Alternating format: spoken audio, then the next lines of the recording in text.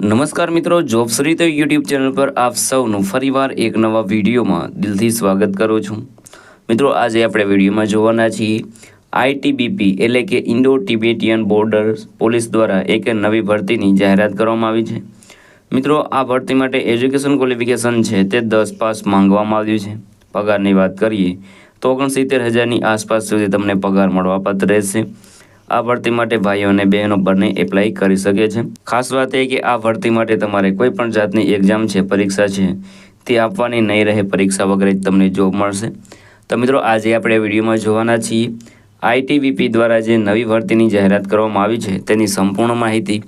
જો તમને આ વિડીયો પસંદ આવે તો વિડીયો લાઇક કરજો, શેર કરજો અને આવા ચેનલ પર પહેલી વખત આવ્યા હોય તો ચેનલ સબસ્ક્રાઈબ કરી લેજો, જેથી આવનાર નવા વિડીયોની માહિતી આપ સુધી પહોંચી શકે।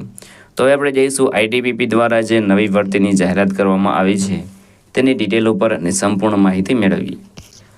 તો મિત્રો, આપણે આવી ગયા છીએ આજની જે વેકેન્સી છે આઈટીબીપી તેની વેકેન્સીની ડિટેલ ઉપર। વેકેન્સીનું નામ છે આઈટીબીપી ભરતી 2025। ઓર્ગેનાઇઝેશનનું નામ છે ઇન્ડો તિબેટિયન બોર્ડર પોલીસ એટલે કે આઈટીબીપી દ્વારા આ ભરતી છે તે બહાર પાડવામાં આવી છે। પોસ્ટ નેમની વાત કરીએ તો કોન્સ્ટેબલ જનરલ ડ્યુટી માટેની પોસ્ટ છે। ટોટલ પોસ્ટની વાત કરીએ તો 133 જગ્યાઓ પર ભરતી થવાની છે। આ ભરતી માટે એપ્લિકેશન છે તે તમારે ઓનલાઈન કરવાનું રહેશે।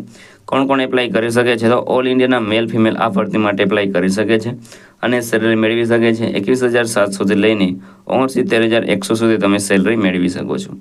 એજ લિમિટની વાત કરીએ તો અહીં તમે 18 વર્ષથી લઈને 23 વર્ષ સુધીના કેન્ડિડેટ આ ભરતી માટે એપ્લાય કરી શકે છે।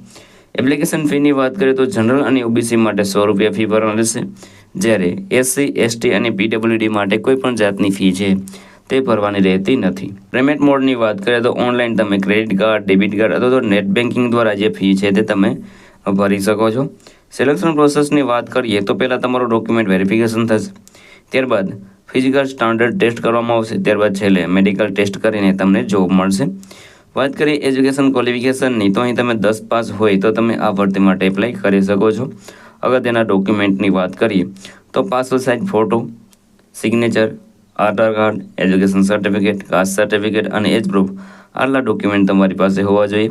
કઈ રીતે એપ્લાય કરી શકો છો તો મિત્રો, વિડીયોના ડિસ્ક્રિપ્શનમાં તમને એક લિંક મળી જશે, તેના પર ક્લિક કરશો એટલે તમે આ જે ભરતી છે તેની ઓફિશિયલ વેબસાઇટ પર પહોંચી જશો।